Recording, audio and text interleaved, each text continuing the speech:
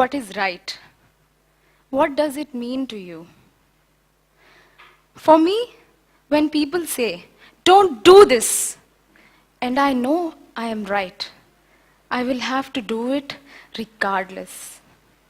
I also believe that when people do not stand up for themselves, those who are in power will oppress others to further their own interests. I can give you an example from my personal story. I was accepted into Bangalore Institute of Technology, one of the best private engineering institutions of India. I was very optimistic and excited to go there.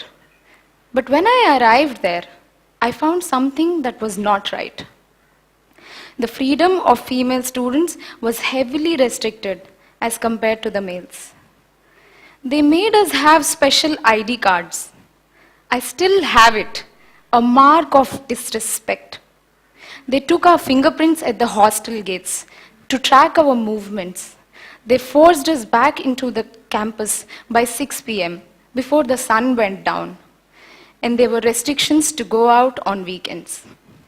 That was not right. I approached the university with a group of students and our professor. We started a simple survey to take student opinions about this discrimination on campus. And how did the university react to that? They singled me out. They called my parents, and they forcefully expelled me without any official notice. Is this how we empower the future generation of India at places like universities? I fought back, and eventually I was reinstated. I spoke up because I had to, because it was the right thing. But all my friends, they were silent with fear. They did not speak up given the opportunity. As a result, the oppressive regime at the university continues till date. For a long time, I thought why this was so. And I realized a few things. Here in India, we are brought up to fear hierarchy rather than respect it. Don't ask questions. We are strongly discouraged from doing anything different than the general trend. Different is inferior. And as we have heard Abhijit speak before in the morning, the Indian education system is very exam-oriented. As a result, students do not develop a broader perspective to life. I have a question to the audience, especially the young people out here. How many of your high schools and colleges teach you how to fight when your rights are violated? How many of your high schools and colleges make you envision our world 50 years from now? How many of your high schools and colleges start discussions about how our unaware actions may cause environmental harm? The youth population of India is rising, and it is expected to peak to 484.86 million by the year 2030. Such a huge number. I think that this crucial period calls for strong-minded critical thinkers. Therefore, Makers on the Move is my initiative to work with young people who are interested in social change.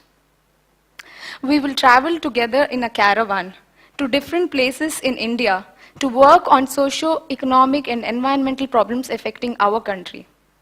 With the local communities, together we'll develop problem-solving skills. Our caravan will be able to accommodate up to 8 people. It will be our mobile office with solar-powered electrical sockets. Our team members will be able to sleep and cook small items while we travel in the caravan. We will paint it to represent our values of courage, creativity, and critical thinking. It will be a model of eco-friendly design to set an example. It will be a signal of our group's presence.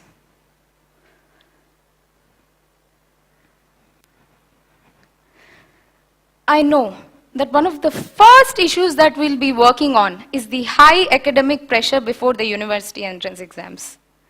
I'm sure all of you are familiar with this issue. We'll be working in the area of quota, where there are many coaching institutions. Students from all over the country come and train in intensive day and night programs with the ranking system. Ranking system.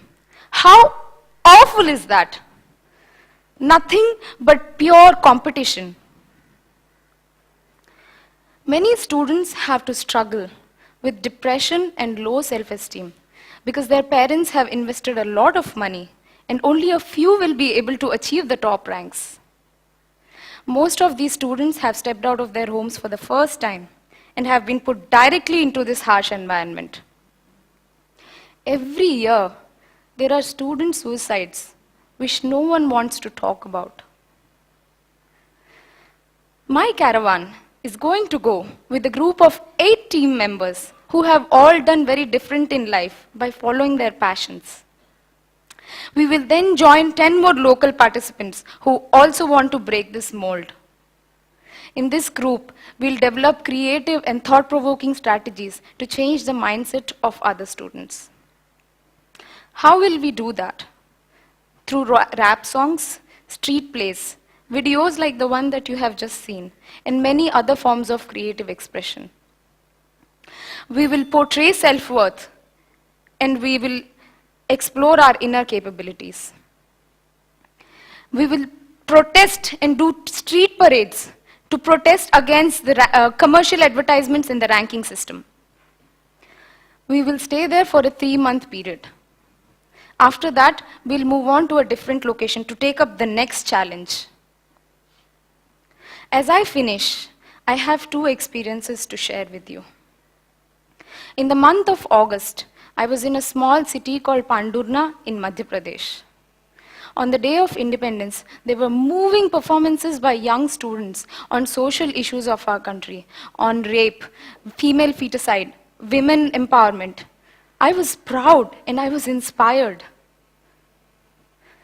A few days later, I was walking on one of the main streets of the city, and in contrast, I felt something completely different. It was the evening, and I was the only woman on that street. There were men who were staring at me. They were looking back, trying to intimidate me, and making advances on motorbikes. A typical Indian scenario.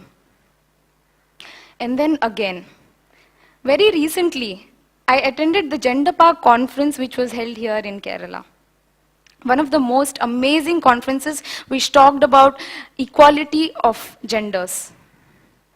The ministers even committed to an action plan for change. On my way back, while I was waiting for the bus, out of the blue, I was sexually assaulted by a man wearing a helmet. He groped me as he sped away on his motorbike. I share these experiences with you because I want to drive home this point, to reinforce this, that not only should we think critically and open our minds, but for progress to happen, we must speak up and we must take actions. This is my vision for a transformed India.